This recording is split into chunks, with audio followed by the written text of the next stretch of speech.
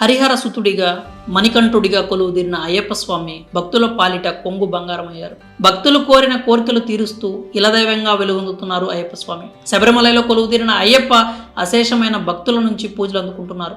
ఇరు తెలుగు రాష్ట్రాల్లో అయ్యప్పను ఇష్టదైవంగా కొలిచే భక్తులు ఎక్కువగా ఉంటారు. ప్రతి ఏటా కార్తీక మాసం ప్రారంభం అవ్వగానే అయ్యప్ప దీక్షలు ప్రారంభమవుతాయి. ఎంతో నిష్ఠతో భక్తి శ్రద్ధలతో దీక్షను చేపడతారు. ఆరోగ్యాలు బాగుండాలని, అష్టైశ్వర్యాలు సిద్ధించాలని, తమ కష్టాలను తీర్చాలని భక్తులు అయ్యప్ప మాలను ధరిస్తారు. అంతేకాకుండా ఆధ్యాత్మిక చింతన ఎక్కువగా ఉన్నవారు ప్రశాంతమైన జీవితం కోసం అయ్యప్ప దీక్షను తీసుకుంటారు. స్వాములు మాలధారణ చేసిన నాటి నుంచి 41 రోజులు దీక్ష తీసుకొని ఇరుముడి కట్టుకుని అయ్యప్పను ఎంతో నిష్ఠతో పూజిస్తారు. మాల ధరించిన నాటి నుంచి చన్నీటి స్నానం, కటిక నేలపై నిద్రించడం, మిత భోజనం, నిత్యం అయ్యప్ప నామ స్మరణతో భక్తి పారవశ్యంలో మునిగి తేలుతుంటారు. దీక్షాకాలం పూర్తి అయిన తర్వాత అయ్యప్ప స్వాములు శబరిమల అయ్యప్ప సన్నిధానానికి చేరుకుంటారు. మకర సంక్రాంతి రోజున మకర జ్యోతి దర్శనం చేసుకుని దీక్షను విరమిస్తారు. అయితే దీక్ష సమయంలో అయ్యప్ప స్వాములు నలుపు రంగు వస్త్రాలను మాత్రమే ధరిస్తారు. స్వాములు నల్లటి దుస్తులను మాత్రమే ధరించడం వెనుక పలు శాస్త్రీయ ఆధ్యాత్మిక కారణాలు ఉన్నాయి. ఆధ్యాత్మిక కారణాలను పరిశీలిస్తే అయ్యప్ప స్వామి శనీశ్వరుడికి ఒక మాట ఇస్తాడు. మీరు ఏలినాటి శని గురించి వినే ఉంటారు. ఏలినాటి శని అంటే 7 సంవత్సరాలు శని ఉంటుందని చెప్తారు. శనీశ్వరుడు మనుషులను 7 సంవత్సరాలు పట్టి పీడిస్తాడు. ఎందుకు మనుషులను పట్టి పీడిస్తున్నామని అయ్యప్ప శనీశ్వరుని అడుగుతాడు. నరులు చేసిన పాపాలకు శిక్ష అనుభవించక తప్పదు కాబట్టి తాను పీడిస్తున్నానని, అది తన ధర్మం అని శనీశ్వరుడు చెప్తాడు. దానికి అయ్యప్ప స్వామి ధర్మం అంటే పడపీడనం కాకూడదని అంటాడు. 7 ఏళ్ల పీడనలో అనుభవించు కష్టాలన్నీ సంవత్సరానికి మండల కాలంలో తన భక్తులు అనుభవిస్తారని అయ్యప్ప చెప్తాడు. 40 దినాల్లో ఎన్ని కష్టాలు అనుభవించగలరు అని శనీశ్వరుడు అయ్యప్పతో అంటాడు. మధురసాలతో, మత్తు పానీయాలతో రుచిగా భుజించే వారి జిహ్వపై దెబ్బతీస్తానని, వారంతా భుక్తి లేక అలమటిస్తారని శనీశ్వరుడు అంటాడు. అంటే అప్పటి వరకు మాంసం, మసాలా ఆహారం తిన్నవారికి రుచి అనేది తెలియనివ్వకుండా చేస్తా అని అంటాడు. దానికి అయ్యప్ప తన భక్తులు సాత్విక ఆహారంతో ఏకభుక్తం చేస్తారని మాటిస్తాడు. అందుకే అయ్యప్ప స్వాములు ఉల్లిపాయ కూడా తినరు. పూల పాన్పుపై నిద్రించిన వారినైనా సరే కట్టెల పాన్పు వరకు కదిలేలా చేస్తారని శనీశ్వరుడు చెప్తాడు. తన భక్తులు సుఖాలు విడిచి కటిక నేల మీదే నిద్రిస్తారని అయ్యప్ప అంటాడు. పన్నీటి జలకాలు ఆడేవారిని గజగజ వణికిస్తానని శనీశ్వరుడు అంటే, ఉదయం సాయంత్రం నా భక్తులు పన్నీటి స్నానం బదులు చన్నీటి స్నానం చేస్తారని అయ్యప్ప చెప్తాడు. కట్టుకోవడానికి సరైన బట్ట లేక, కేశ సంస్కారాలు లేక, పాదరక్షలు లేక, తనని తానుగా చెప్పుకోలేని దుస్థితిలో సిగ్గుపడి రూపు చెడి హీనంగా, దీనంగా పరిభ్రమించేలా చేస్తా అంటూ శనీశ్వరుడు అంటాడు. అంతేకాదు తన చూపు సోకి అనురక్తులైన దంపతులు విరక్తులవుతారని అంటాడు.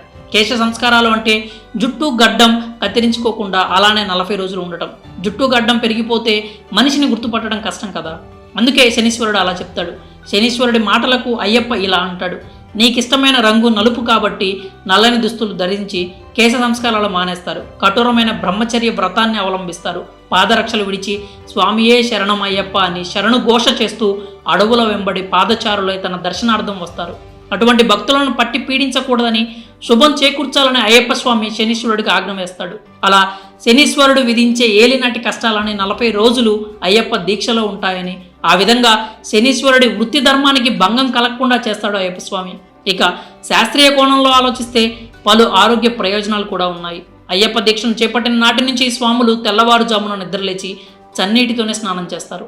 దీనివల్ల శరీరంలో రక్త ప్రసరణ వ్యవస్థ మెరుగుపడుతుంది. శరీరం, మనస్సు తేలికపడి ఏకాగ్రత పెరుగుతుంది. అయ్యప్ప స్వాములు మిత భోజనం చేస్తారు కాబట్టి జీర్ణక్రియ సంబంధిత సమస్యలు దరిచేరవు. ఆకుకూరలు, కూరగాయలతో కూడిన వంటకాలు ఆరోగ్యాన్ని మెరుగుపరుస్తాయి.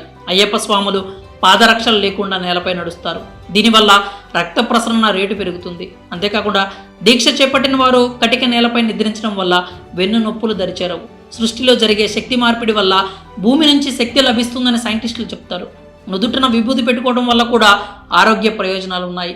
విభూదిని ఆవు పేడతో తయారు చేయడం వల్ల ఇందులో యాంటీ బ్యాక్టీరియల్ లక్షణాలు, ఔషధ గుణాలు ఉన్నాయి. అందుకే దీన్ని ఆయుర్వేద ఔషధాలలో ఉపయోగిస్తారు. ఇది శరీర ఉష్ణోగ్రతను సమతుల్యం చేస్తుంది. తలనొప్పి, జలుబు, చర్మ సంబంధిత అలర్జీల నుంచి రక్షిస్తుంది. గాయాలు నయం కావడానికి విభూది ఎంతగానో ఉపయోగపడుతుంది. ఆధ్యాత్మిక కోణంలో చూస్తే దిష్టి తగలకుండా ఉండడానికి విభూది పెట్టుకుంటారు. ఆధ్యాత్మిక భావనతో మాల వేసుకున్నప్పటికీ సైంటిఫిక్గా కూడా అనేక ప్రయోజనాలు ఉన్నాయన్నట్లు నిపుణులు చెబుతున్నారు. దీక్ష చేపట్టిన నాటి నుంచి అయ్యప్ప స్వాముల దినచర్య సిస్టమేటిక్గా ఉంటుంది కాబట్టి మెరుగైన ఆరోగ్యం కలుగుతుందని వైద్య నిపుణులు తెలుపుతున్నారు. ఇక చలికాలంలోనే అయ్యప్ప దీక్ష ప్రారంభమవుతుంది. దీక్ష సమయంలో చన్నీటి స్నానం చేస్తారు స్వాములు. ఈ సమయంలో నలుపు రంగు దుస్తులను ధరించడం వల్ల సూర్యరశ్మి గ్రహించి శరీరానికి చలి నుంచి రక్షణ కల్పిస్తుంటుంది. మరి అయ్యప్ప మాలను ధరించడం వెనుక ఉన్న శాస్త్రీయ ఆధ్యాత్మిక కారణాలు, వాటి వల్ల కలిగే ప్రయోజనాలపై మీ అభిప్రాయాలు ఏంటో కామెంట్స్ రూపంలో తెలియజేయండి.